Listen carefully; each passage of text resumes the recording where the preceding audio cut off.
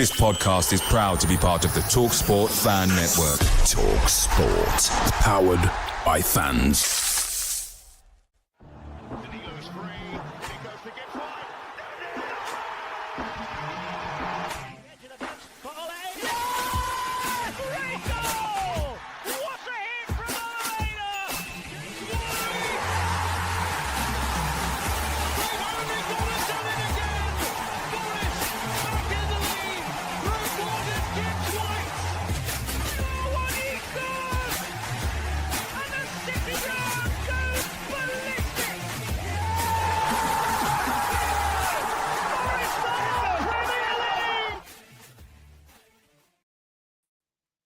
Hello, welcome to this edition of Red Side of Trent, here to bring you match reaction from today's 3-1 victory over Brentford in the first game of the season. It's our first opening day win since 2017 against Millwall. Danny Tring, did you know who scored the winning goal 1-0 over Millwall?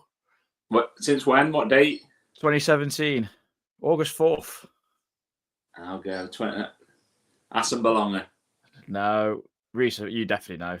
You posted Barry Mackay, mate. Barry Mackay. Those we got absolutely battered that night as well. So I have no idea how they won that game. We did. And it was the highest amount of possession we've had since 2022 when we beat West Bromwich Albion 4-0 at home when Jack Colback scored that goal. Did he or did he not shoot? We'll never know, but we'll all say he shot. Welcome, Danny Tring. How are we? You good? Yeah, very good. Especially after that today. Yeah. What about yourself? Yeah, I mean, absolutely exceptional. Great to have everyone in the nav as well pre-match. Reece, are you well? Yeah, buzzing, mate. Yourself? Yeah, good. How gutted was you to nearly win the quiz? Well, I think Forest's performance, I forgot made me forget about that. So, yeah. No, great. Danny, let's have an initial reaction to that today because, I mean, kind of a tale of two halves in a sense, but we absolutely blew them out of the water in that first half. But I just want to get your overall reaction to it first of all before I go through it. For me, it was a performance of a team that's qualified for Europe in the Premier League. It's as simple as that. In the past, when we was outside the Premier League, we'd have watched that from, say, a Tottenham playing or a Chelsea when they was finishing Europa. And the first game of the season, that was the performance they put in against a team like Brentford, and we just did it. And it was just outstanding. 45 minutes. Mate, to be fair, for the whole game, it was like this.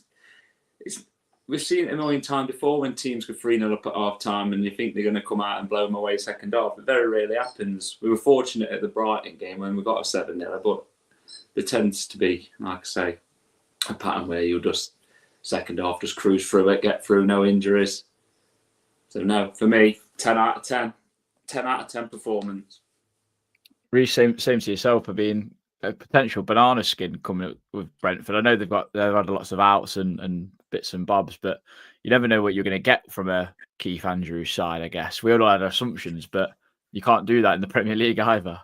Yeah, well, I expected better of them for a new manager because I just thought they were absolutely really poor and we just absolutely pasted them, mate.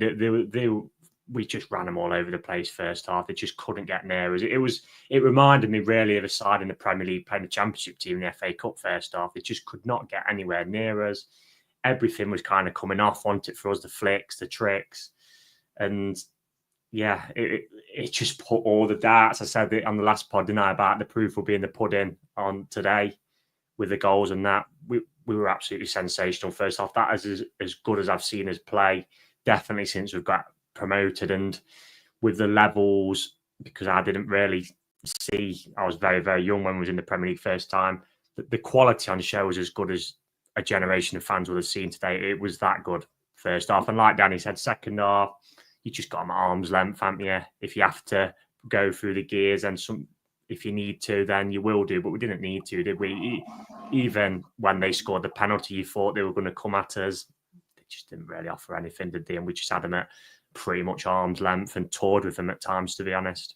Yeah, no, it was brilliant to watch and thoroughly enjoy. And I mean, football pundits put hard to see how new signings get started in the Prem after that. I think Douglas Luiz is the only one who goes straight in. Slightly concerned we have depth, but haven't improved our first 11. I mean, that's a topic for a little bit later in the show, I guess, in that sense, because we did welcome Amari Hutchinson and James McAtee onto the pitch before we started. But Danny, 4-2-3-1 it was. It wasn't the 4-4-2 as Nuno had played in the last two games with Sangare Anderson and Morgan Gibbs-White in that central midfield and Dan Ndoye getting a first start. I mean, what did you think of that side? I think it kind of picked itself, didn't it, today? Yeah. I mean, the only one that I'd have been less surprised to see would have been if they'd have gone with the one with the Gibbs-White sitting deeper and Igor Jesus up there. But for me, that was the best lineup we could have put out there. It showed straight away what having Sangare in the Oldham midfield does to the likes of Anderson and Gibbs-White. It just is a player who looks to pass the ball first time forward, and you can see Gibbs-White and Anderson love it. And then the back five picks itself, and Chris was just picked up where he left off. And like I say, I've spoken with you a lot. I think Hudson-Odoi being available is massive.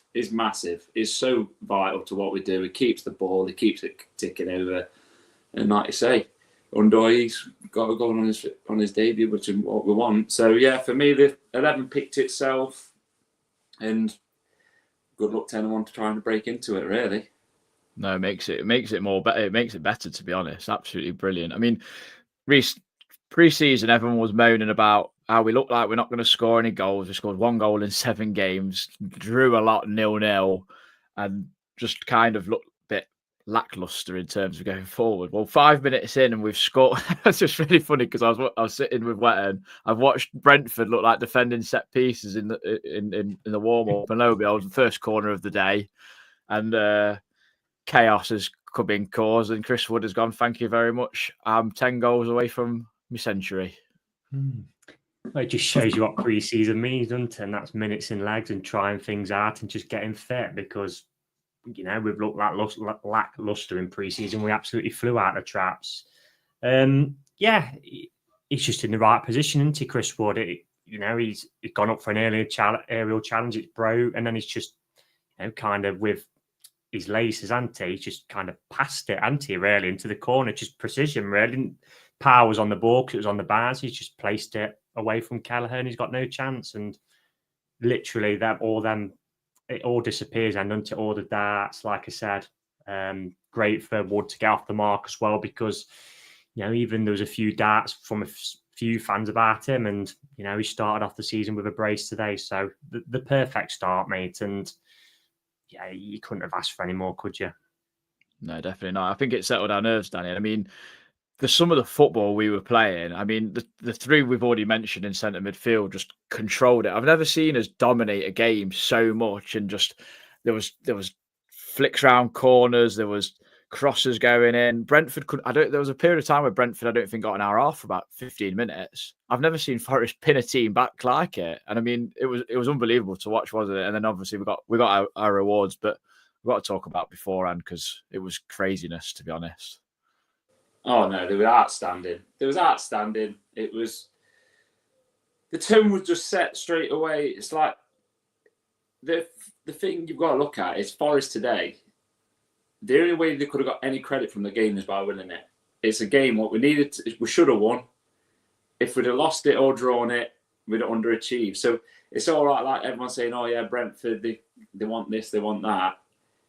We could have quite easily slipped up today, because that's football. We all know what the situation is, but from the first kick, we just looked the better team by a long shot. And like I say, the three you mentioned in midfield with Sangare. So I've just watched it back. That first half performance, Gibbs-White and Anderson, they was outstanding. But that doesn't happen if Sangare is not playing. And I'm not going to just sit here and go, "Oh, he was that good." He was that good. Tackles, I don't know how many tackles he won. If you go back, I bet every pass he played forward, through the lines. And that's why we can play that nice football, because you're not giving it to players under pressure. They've got time to express themselves. They've got time to open the space, look to get a shot off, look to slip someone in, because they're not under pressure. The ball's not gone to them with someone up their arse. They've got that 2 seconds, which in the Premier League's absolutely massive. In Championship, it's not. That's one thing we notice. Players who you think look good because they got 3-4 seconds on a ball, when they've got 2 seconds on a ball, it's a totally different game. And that's what you get in the Premier League. And you've got like Murillo, just, when you've got Murillo and Milenkovic there, they can go on even more and express themselves. And like you said, there was the football that we played. I mean, that chance Anderson got, if that goes in, where they've done the little interchange with Gibbs White, I mean, it's a decent shot. It's deflected wide, but it was, like what Reece says, it's as good as anything I've seen us play. It's a good performance, that free from midfield today, as I've seen anyone play against us. Like, if you're watching that as a Brentford fan, you're thinking, these are just better than us. They're just so much better than us. There's nothing they couldn't get out of the box, they couldn't get out of the half, and it was relentless. And people go, yeah, you got to take your chances. We did. It made it even worse. We're 3-0 up at half time. Could have been more. Yeah, I mean, talk to us about Ndoye's goal. I mean, what a way to start off year at a new club, because you're replacing Anthony Lango, who's got 17 goal involvements last season. So there's pressure on early doors. You're not probably playing on your favoured side on the left wing because Callum Hudson-Odoi is too immovable sometimes. And I thought like he looked a little off it in terms of of like the physicality, but he's making them good runs. But the goal he scores is absolutely outstanding. It's an incredible header, but it's unbelievable for Morgan Gibbs White. And we all must have gone in today. And I mean, I'll get both your opinions on this, but we must have all gone in today going, we need something from him from the get go because of this contract situation that happened. And I mean, he put it on the money, didn't he? Really, and Ndoye just does the rest, to be honest. Yeah. To be fair, I was the same as you. I thought Ndoye struggled to play for the goal. I thought it was just physically. It looked like he just needed to find his feet. It was coming shoulder to shoulder with players, and it was just far too strong for him. And I think it's just that reality that they say, don't they? One of the biggest things in the Prem when you see people or the pros that play is the strength of players. The little lads are absolutely rock hard. Do you know what I mean? You can't knock the little lads off the ball, never mind the big lads. So, like the header though, the ball is outstanding. But we've seen Gibbs White do that. That's what he does, and that's what you want. You're never going to you're not going to catch someone out unless you play the ball quick. It's like if they're going to sit deep, if you're waiting and waiting, whereas he's literally just lifted his head up and seen the cross, and that header, you don't see them anymore, do you? Remember last time you seen a header going like that? I've just watched it back. It's like watching Duncan Ferguson nestle one in top corner. So Chris Wood nestles them in. Yeah, but Wood's almost perfect in his positioning, doesn't he? He doesn't ever really often have to stretch. Whereas that's what that interview he did after he said it was in front of me, so I had to just dive for it. And you're just like, that's what a goal. And what more do you want? You come in. We've spent a lot of money on him. It's coming to replace a player. Two big things have happened today. You've got your first win in the season, which is massive. Your first win at home, massive. You've got a new signing who scored his first goal, so that's it now. There's none of that. Oh, he's not really scored. He's in. That's it now. So his confidence is going to be absolutely flying. The only downside was not getting a clean sheet, but I'd have took, like I say, you can't be that expressive. You're going to have some risks, aren't you? And it was a sloppy penalty, really. I think it was a bit harsh, if I'm honest. I think it's a handball, but it's not deliberate. It's bounced about, but we'll probably go on to that. But yeah, no, for the header, outstanding. Yeah, I mean, Reece, it was a great time to score that Ndoye goal because you're just thinking like, well, you capitalise on all the pressure, and then, I mean, I don't know what the heck Brentford are doing for the third, but I generally thought like the overhit pass and then Elliot Anderson coming on, I thought the Brentford player bottled the tackle, to be honest. But it's an unbelievable pass, and I mean, for Chris Wood to be already on his bike, knowing that he thinks Elliot Anderson's going to win that ball, because I mean, he would tackle Yanan, to be honest. I'm not going to lie, that's how he plays. It's an unbelievable finish, and it's a guy who's in top form. He is.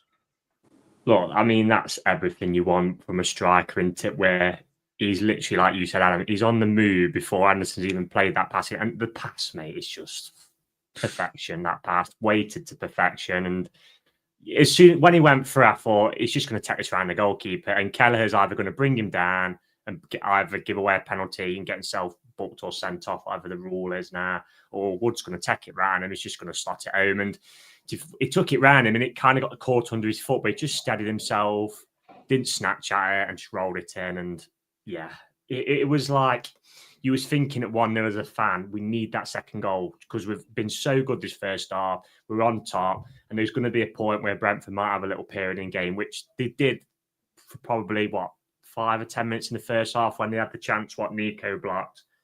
So just killed the game, didn't it? Absolutely killed it. Even Keith Andrews in his interview was like, yeah, the game was done at half time. And yeah, superb goal, superb midfield play. Straight in a tackle, pass the ball, and then superb from your striker on the end of it, takes it brilliantly, and yeah, that's all you can ask for. Yeah. The first half was, honestly, mate, it was sensational. It was an absolute joy to watch as a fan, and worth anyone's entrance money because Forest was that good first half. They literally just blew them out of the water, and as a fan, that's just music to your ears, isn't it? Yeah, I mean, do you know with McAtee and Hutchinson watching, and obviously the rumour that Cali Mwenda was also in the crowd because he was pitching at a training ground or whatever already. I mean, they must be thinking this is all right, isn't it? It kind of gives a statement to them guys, doesn't it? That look, if you want your place in the team, then you're going to have to fight someone's shirt off the back, which is brilliant for us. That's what we need: competition for places. We said that last season. I know everyone's like, thinking, oh yeah, how can this play break into this team? But look, it's a long, hard season. We've got a lot of games. We'll play a lot of different teams. We'll play different styles for certain games. And, obviously with the European football as well. Yeah, we need a squad, don't we? And everyone, I'm sure, will play the part. But yeah, they'd have been watching on in awe and thinking, I've got a tough task on the hands, which, like I said, is brilliant. So yeah, lovely. Yeah, I mean, start of the second half, I thought was a bit of a lull in the crowd, and that I think we all sort of knew it was game over. But I thought, we've got to talk about this Gibbs White overhead kick that nearly went in. Do you know if that had gone in, Reece? I mean, I think everyone would have got done, dusted, forgotten about everything that had gone off in the summer and just gone, yeah, that's all right then. Right, we'll wash our hands. Yeah, well, that would have been ridiculous. It was a great ball in. Was it Callum or yeah, it was Hudson Ndoye. Yeah. Yeah, I mean, there's a few boos, wasn't it, at the start of the game when his name get read out, which, everyone's entitled to opinion, but I don't agree with. Whatever's happened in the summer has happened, as much as people might not like it. But all you can do as a fan is say, well, give me a performance. And he gave a performance today. He was sensational, wasn't he? So, and it helps Nottingham Forest. But yeah, that would have been the cherry on the top, wouldn't it? But like I said at the start, I just thought, and like Danny said as well, with the intensity of the Premier League and it's opening day, you're not going to go bully to gate second half when you've got a team at arm's length there. You just control the game. I thought we did that until, the penalty decision. And even, like I said, after the penalty decision, I never really thought it was in any real jeopardy. They didn't chuck the kitchen sink at us, did they? They just kind of went out with a whimper, Brentford. They were very, very poor. Danny, let's talk about the penalty because, like you said, you thought it was a bit harsh, but I think he's like chucked an arm at Sangare. But I was really disappointed because other than that, Brentford were never going to score. We could have played for 2 weeks; they wouldn't have scored. They were awful. They must have been going. They must all be still heading home now, going, we've got a long, hard season. Yeah. I just felt. His arms like that. I just think it's one of them when you're in and around bodies. The only way you can move people out of the way to get to the ball is your arms. That's it. It's like you can't like try and squeeze through. You've got to use your arms, and I just feel like in that situation, he's not gone to the ball. I think he's moved to try and get to the ball. He's not put his arm there, and it's bouncing. No one knows where the ball's going. It's harsh. If I was playing and I got Geb against me, I'd be absolutely gutted. But then like. It's just unlucky. I'm not saying it's the worst decision ever. It's not, but it's just unlucky, as in from a perspective of just unfortunate rather than like a bad decision. And like I say, yeah, they never looked like getting into it. It's like Murillo and Milenkovic. I bet the heart rate ain't got above 100 today. Like, that's how comfortable they are. And it's like, say, second half, they probably. Multiple players was, and it's nice to see like Aina doing 90 minutes, Sangare doing 90 minutes. But the reason they're doing the 90 minutes is because we're not chasing after a ball for 90 minutes. we're in control. Everyone who's told you who's ever played football, you don't get tired when you've got the ball. When the ball's at your feet, you're absolutely fine. When you're chasing it, it just feels like the hardest task going. Whereas if you've got it and knocking it about, you might cover the same distance. It's just a lot easier. So, no, like you say, they're in for a hard season, and you can't put it any other way. They've lost.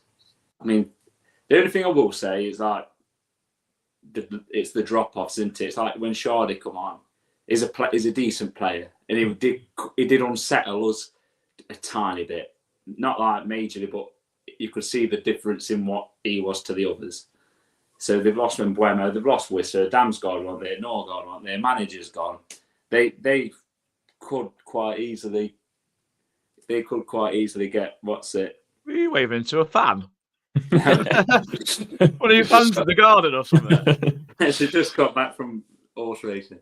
But no, yeah, like you say, we were comfortable. They're in trouble. Yeah. They've got to get some players in sharpish, because that striker didn't look like nothing really, did he? No. Well, I mean, Richard Reardon, squad only getting stronger. Anderson, different class. Morgan Gibbs-White and Sangare excellent. That's come from Facebook. Now, if there's 238 people in here, if you're enjoying it, do drop us a like and subscribe. Do consider membership as well for early access for future pods. I mean, it kind of died out after that, Reece. I mean, I was expecting a kitchen sink, like you said, and then nothing really happened. We controlled the game quite nicely. I thought Yates, Jota, and Igor. I mean, first time we've seen Igor in a competitive game. I thought they all did okay. I mean, nothing to really like shout about as such. But it was funny because obviously that interview with Nuno came out in the week, and he was quite worried. He was saying we're so far off it. Blah blah blah. I mean, what a smokescreen! Because I just think we were so in control. I've never seen us play like that in terms of being like with possession and having purpose and movement. I thought the front four movement was great. I thought Anderson running into channels was brilliant. I thought his desire to get on the ball as much as he did was something that really like dictated a lot of our play. And like Danny said, Sangare sweeping up and protecting that back four just allowed him and Gibbs-White to just flourish today, I thought. What do you think?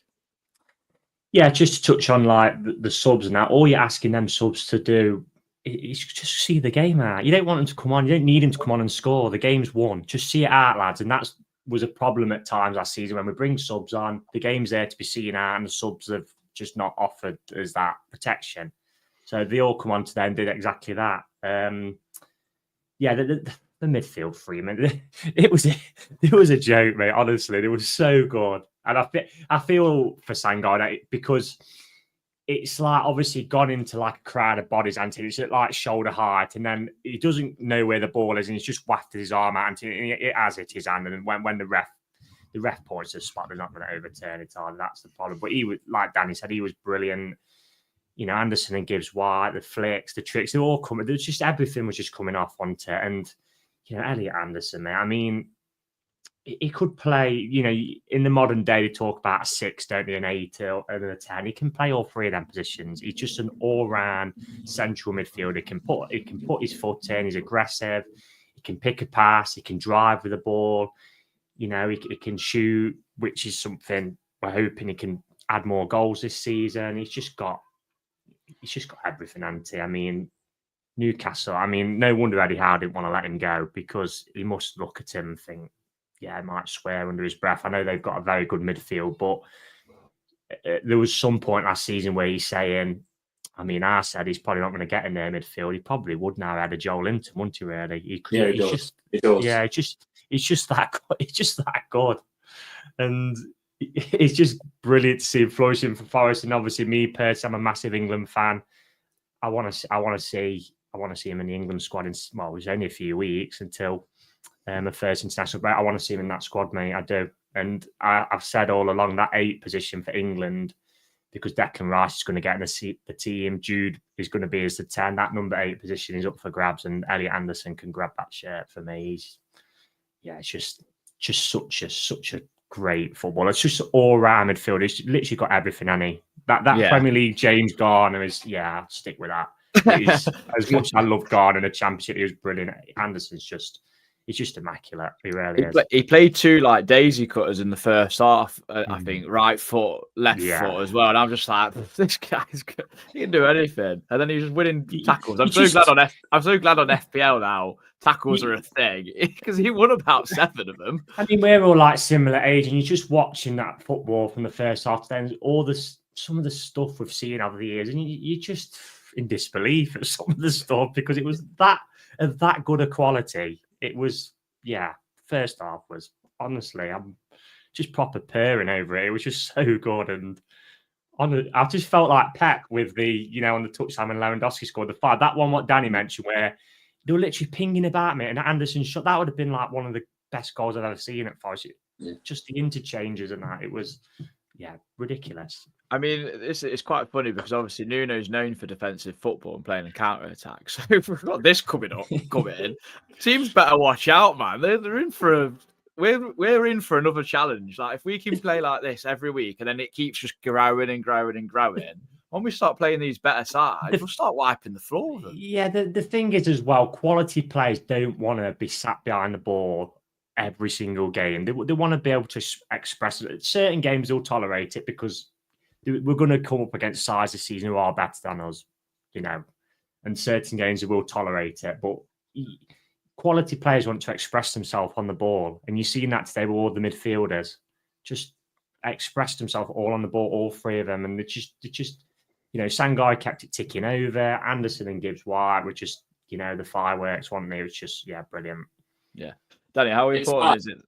Sorry. I was just going to say, it's like, my dad said it on the way home, and you're watching, like what you really said, you're watching players and you're looking and you're thinking, Anderson, Gibbs-White, Murillo, Milenkovic, Aina, they're not overachieving playing European football.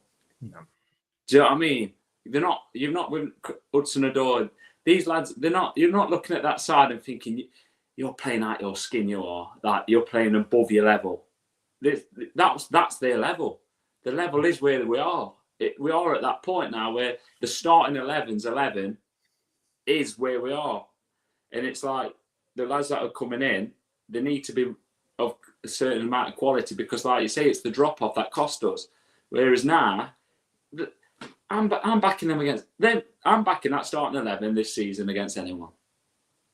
Like, you're going into it, you're not thinking, there's no chance we'll win this game. And that's all we want, isn't it? That's all we want. Yeah. I mean, I was going to ask you, Danny, how important is it that quite a few players got off the mark in terms of either providing an assist or a goal? I mean, like Woody to get off the mark, Gibbs-White got an assist, Anderson got an assist, obviously Ndoye.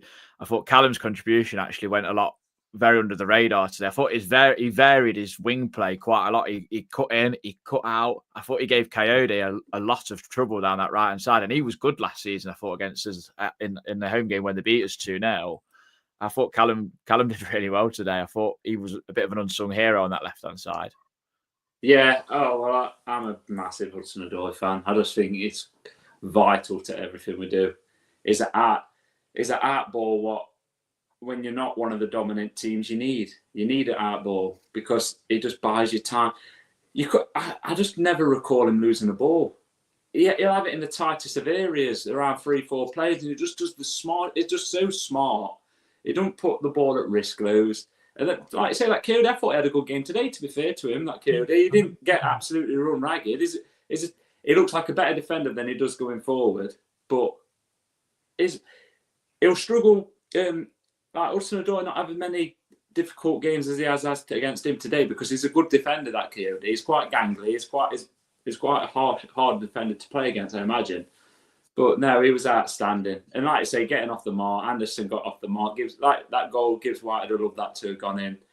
I mean, if I'm being hypercritical, Gibbs-White should have scored a goal today. There was a cut. He should have got at least one. Like where he was running through on goal, and he just ain't got that killer instinct, has he? But that's being very picky because he was outstanding today. So yeah, and with Wood's just done what he just keeps doing it, doesn't he? He's a goal scorer. He's a goal scorer. It's like the game slows down for him in front of goal, and it's like that's what the best do. There was a chance, I think Gibbs White's hit a shot in the first half and it's deflecting. It ended up scrambling and the defender just got a toe to it. And if you notice, if you watch Wood's movement, he don't rush, panic, thinking I've got a chance. He like just steps back and thinks this is going to just come on my foot and I'm just going to slide it home. And he don't get erratic. He's just not erratic. And touching on his second goal, to put in perspective how good the pass was, wouldn't mind anyone saying this, it's probably not the quickest striker in the world. If you're putting a player through on goal with his pace and he's got 5 seconds to even think about what he's doing, that's how good that pass is. It's put it into a path of a player who's beaten offside trap, but the pass is that good that there's still no one near him. And he's like you say, he's not Alanga running through. And he's got time to just round him. It's similar to, it did one at Newcastle, didn't it? Very similar, the third goal, I think it was. But, and like with Anderson, if that pass hasn't pricked his ears up for Tuchel, then you might as well not. No, I mean, Henderson come on and nearly cost him a goal. Took it every touch at Midfield Park and win on goal. It's like, if Henderson can't start for Brentford, but he's going to get an England settle. Very true. I mean, I think when the under-21 final was played, because I watched it, Thomas Tuchel was pointing a lot at Ellie Anderson. I think he even mentioned him in press conference as well, that how much he admires him. So I don't see why he shouldn't. I mean, it'd be absolute sacrilege. I mean, so Chris Wood off, he's 9 goals off now, being a Centurion. He'll get that in the next 4 games, won't he? Yeah, well, yeah, he's on his way again, isn't he? And you think he would. There was mentioning on radio Nottingham that apparently Tuchel brought up Anderson in the press conference and he wanted to even asked about him. So he's clearly on the radar, isn't he? So yeah, we'll have to see. Because there'll be a few players who, if they start these first 3 games, will be, in the squad really. I mean, he's picked Henderson, hasn't he, just as well. Well, you know what I mean. An experienced head, but when he's obviously getting game time, it's like you said, Danny, he's not even starting for Brentford. I thought he would have been a shoo-in start for them today. I'm surprised he didn't. An experienced head, but that's not our problem. But yeah, hopefully we'll see his name on the list at the end of the month. Yeah, Chris Wood, 9 goals away, Reece, as well. I mean, if he don't get that this season, he should get it. He should get it this season, mate. And more. Yeah. I mean, what can you say? Is Nuno has to take a lot of credit for this as well, because he's clearly probably put his arm around his shoulder and he's trusted him as his main man, hasn't he? And he's paid Nuno back. I seen a stat earlier that I think Mo Salah's the only player who scored more goals since Nuno took over than Chris Wood in the Prem. I think Wood's got I think it's 29 now maybe for Nuno, and that's Salah insane. Got 30. I mean, that's just ridiculous, isn't it, really?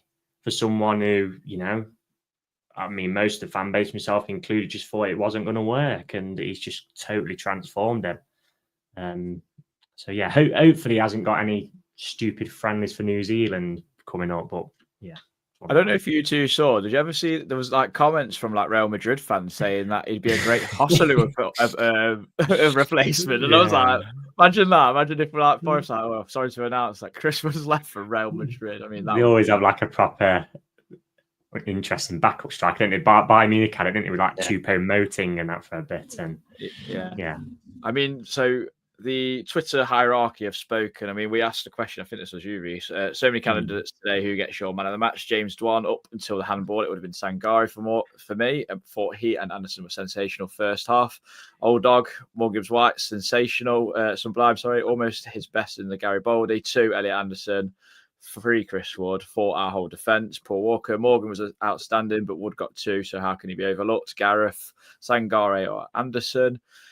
Will Broom, Sangare was really good, I thought. So was then Morgan's right, but has to be Ando. Tough one today. Thought midfield 3 of Sangare, Anderson, Sangare were all contenders, but Anderson. There's a very common theme. A lot of you got in touch. A majority of it is the Georgian Maradona, who's I can't speak any more high of him. I'm just in awe. But going forward, Danny, I mean, the three that look like are going to come in, I mean, obviously McAtee, Hutchinson, Cali Mwendo. If Douglas Luiz comes in and backward and we get a couple of fullbacks, where do you see this squad getting to, really? Because I feel like the world might be our oyster. Well, it's like you say, you don't want to get ahead of yourself, but yeah, you're right. It's you look at around, and we've all said it. Obviously, I've been listening to the pods where everyone on the pre-match, fifth's up for grabs for anyone, isn't it? It's up for grabs for anyone. We know ourselves, you've just got to go on a little run, haven't you? Find yourself a little bit of form. The top four pick themselves like they normally do.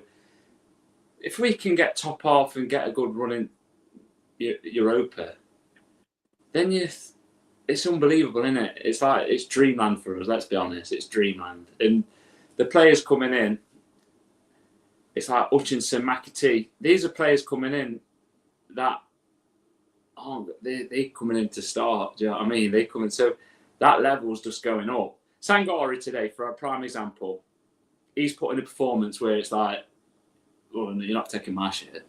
It's like, we all had Sangari to start, didn't we?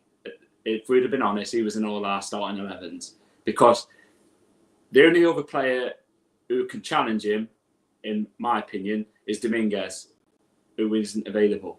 He's gone over Ryan Yates. Ryan Yates is nowhere near the level of Sangari, and we can all have the sentimental thing. He's not nowhere near at that level. That performance he's done today, he can't do that. He just can't, because that's just football. Same as Lewis O'Brien can't do it. Same as Stamenic can't do it. There's a reason Sangari cost us 35 million. It's because that performance is in his locker. He ain't just found it from nowhere. And today, he's played as if, well, Douglas Luiz is coming in. This is the lad that we're all going, well, he's got to start, Douglas Luiz, when he comes in. I'll show you I'm better than him. And you've got to now come and take my shit. Because if Douglas Luiz comes in tomorrow, are you dropping Sangari for him on Sunday? No, you can't. You can't change that side. No, do you know what I mean? And that's all we want from him. That's all we all want. That's all we want from all of them. So, but bringing him on in like a second half when you want to change it a little bit or rest him, it's not a bad one, is it? Really? Oh no, I completely agree. But I'm just getting at like the competitiveness for positions. It's like us three. One of my favourite players is Dominguez, and it's like he's going to come back. We've got him to come back in. He's as exciting as Luiz coming back. It's like that level. We just need to go to that next step now. And to go to that next step, we've got to get the players in that we're getting in. And that all of them, it's like we spoke on the chat and that we say, oh, I seen someone say, oh, they panic buying now. We ain't got a clue what our targets are. I think we knew Ndoye was our main target. We got him straight away. We seem to have got one of the most exciting centre-halves in Brazil. Everyone's on about. And that's not Murillo, that's Cunha. And then Igor Jesus, who's a Brazilian international, has come in. So I'm pretty confident we probably have got our targets. Like, I don't think we're scrapping out a bargain bin. I think who else could we have gone for that we've not really got? It's like McAtee's at Man City. Hutchinson cost 22 million last year anyway. So he's a good player. I think we've spent a lot on him, but he's only a young lad, and hopefully he gets the time, and he's going to improve us, isn't he? He's going to improve us. That's all we want. So to answer your question, mate, I've already put a tenner on us to win league. So yeah, you've told us the curry's on you when it comes in. Exactly, mate. Put anything once on me if that comes in. There's a comment on YouTube from NFFC 1865. Do you guys think Marinakis will settle for 10th in a good Europa League run? I doubt it. Reese, what is your reaction to that? It's hard because you think he likes his song today? He was sat there cross armed. Yeah, I think he should be winning 5 or 6-0. Probably his Evers probably didn't turn up on time. I mean, that's what I've kind of predicted, isn't it? But I have said this on that prediction pod: is until you know what the squad's going to be, it is hard to predict things because teams are going to change. Like I've said, like I said, I was kind of on the periphery of Liverpool winning the league. If they was to get Isak, I think that'd take them above. You know what I mean? Certain players change your mindsets about our teams are going to do. If we get these players in, obviously sign Hutchinson and McAtee, Calamundo's going to sign, Douglas Luiz looks like he's going to sign, and then if we can get, 2 or 3 more left-footed left back, I'm thinking probably the main one. Yeah, I'm thinking you're looking at a side where when we went away to Aston Villa last season, they made 8 changes. You look at their team and thought, bloody hell, that's a good side. They made 8 changes from the I think it was PSG, wasn't it, that just played. Yeah, and it was. think, bloody hell, that's a good side. And they're beating us in a Champions League race with 8 changes. They're beating a side who was at that point 3rd in the league. So that's where we kind of need to get to. That is our kind of aim of if you was to make half a dozen changes in that side, you think, oh, that's a good side still, isn't it? Look, when we got promoted, Marinaki said, prepare for trophies. Forest, if they can get these players in and keep the squad and that, they can have a go at. Obviously, the league's going to, like Danny said, the top 4 is probably going to be the top 4. But that 5th place again is up for grabs. But I'm looking at the cups, the FA Cup, the League Cup. I mean, Palace won it last season, finished 12. Newcastle finished, a point above us. They're probably at that next level where we're trying to get to, aren't they? They've qualified for the Champions League a couple of times and won a trophy. That is probably the next step in our progression, is to try and win a major trophy, really, a cup.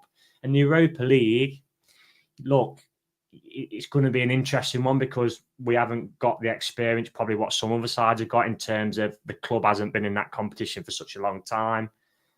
But, we're playing in the leading league in world football. So we'll go into that competition. If you get, maybe a little bit of luck with the draw, you just take it as it comes, don't you? You don't know how far you can go in that competition. When you look at the side who won it last season in Tottenham, who were absolutely awful in the Premier League, you're thinking to yourself, oh, we could have a really good run in that competition. And like I said, with 1 or 2 bits of luck of the draw, you could go on and even win it. Because as well, the good thing about the Europa League now is you're not getting them teams from the Champions League drop down. Because there was one season where I think like Barcelona and that dropped down. Like these are like the elite of European football, whereas you're not getting them teams now. And that's why, with respect to Bodo Glimt, I'm sure none of their fans are listening, Tottenham ended up playing them in a European semi-final to get to a final, and then playing Manchester United, one of the worst Man United sides we've seen for God knows how long. So,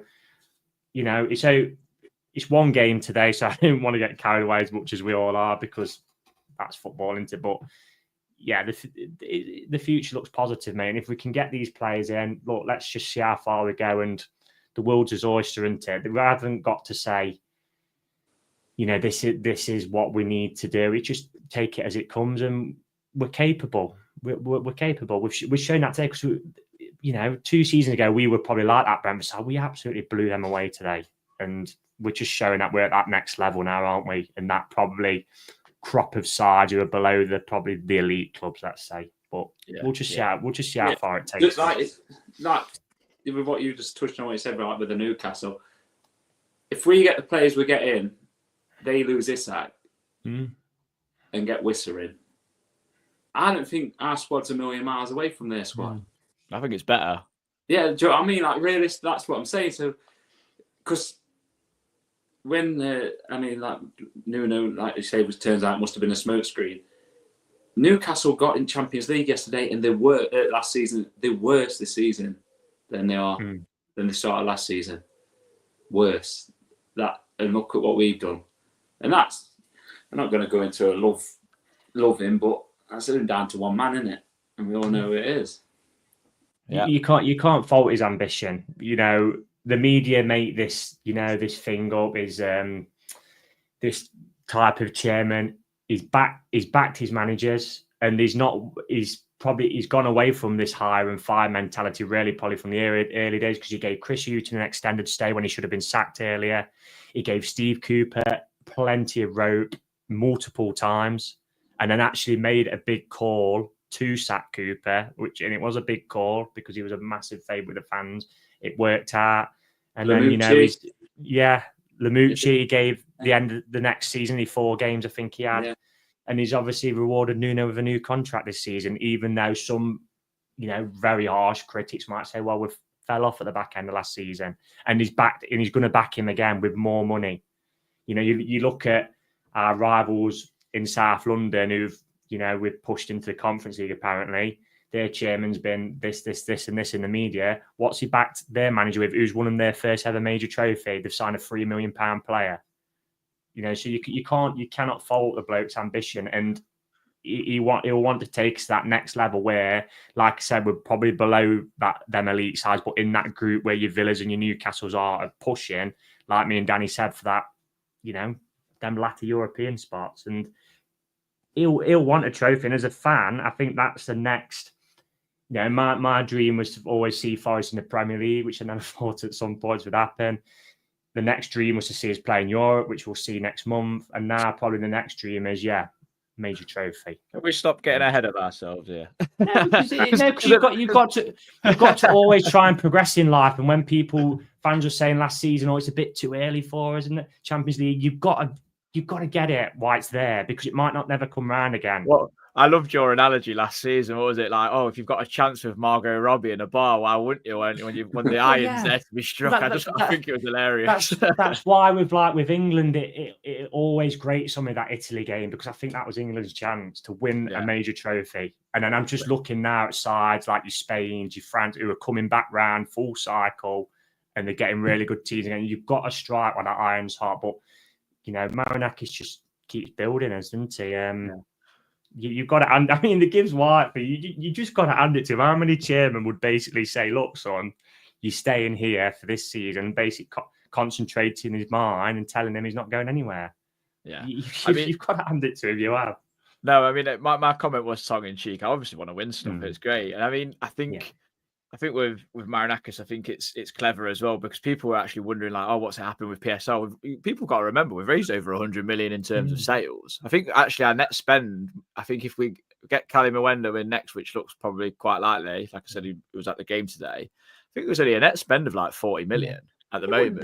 The thing is, when you're signing players on over a 5-year, because that's where you can amortise it over, you spread that across your contract. So say if you sign someone 40 million, it's 8 million a season for 5 years. We've just sold Elanga for 55 million, probably booked 40 million profit on him. So you can put that into like 1 year's of accounts or spread that over. And you've got to trust the club to know what they're doing, haven't they? Yeah. If not, then we all come like Peter Ridsdale, don't we? And say, we live the dream and we probably shouldn't have spent as much. But while you're in the moment, you just live the dream, don't you, as a fan? Yeah, definitely. I mean, the thing, just go back on your Parish point, Reece. I mean, the fact that they're going to lose their best player in Eze to Tottenham, probably. Possibly. They're going to lose their club captain on a free next season unless he goes for 50 million this year. And their ambition is to stay up. Their ambition is to stay up every year. That's for me, that says everything. Marinakis criticising for all you like. You cannot put the man down. He's backed us, and he's done. That's why the media really like Palace as well, because certain teams come up into this league, they'll get the odd great result, as Palace have, beating Liverpool, beat City, haven't they, over the years, and then they'll just finish mid-table every season. And that's what the cartel of this league want. They want teams to come up and just be cannon fodder for them, like the Norwiches. Like the Lutons, as much as the media was like, oh, plucky old Luton, well, they were useless. And that's why they got relegated. So, we're here to disrupt, aren't we? And that's Villa and Newcastle are the exact same.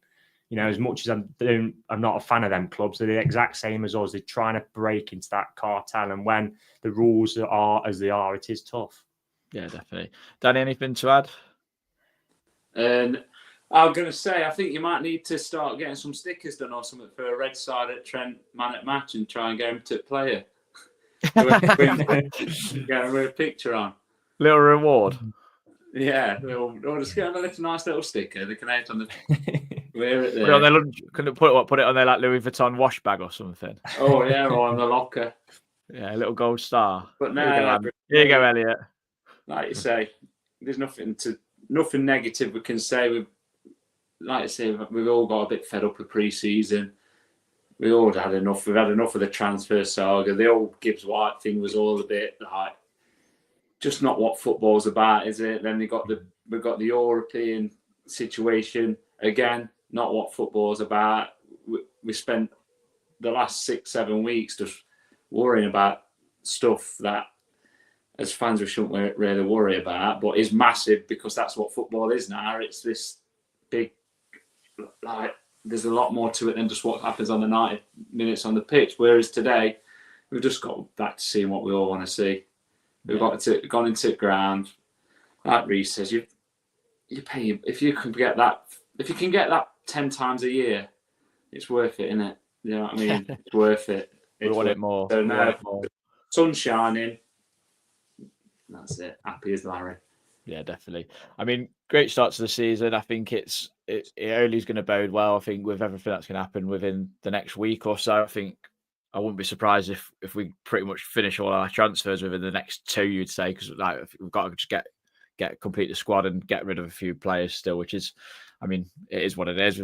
That's how we're going to improve. But I think this kind of rounds off the pod, guys. I don't think there's anything else to say. I mean, on a personal note, I just wanted to thank Fothers, who runs the Trent Nav, like he hosts it, done it at the Trent Nav in the pre-match, and he put my thing up on screen to push me charity. So raised over £6,000 now, which is absolutely ridiculous. So that was nice of him. Thank you for that. So, but yeah, if there's anything else to add, Reece, Danny. No, mate, I could talk about football all day, but no, we'll leave it at that. Leave it on that note. Leave it on that note. On that bombshell, as Clarkson would say on Top Gear on Sunday night. I mean, bring that back. Bloody woke nonsense. Anyway, thank you very much for joining us. 435 people in here. If you do drop a like and a subscribe, that would go a long way. If you do consider membership, 99p on YouTube, £1 on Patreon.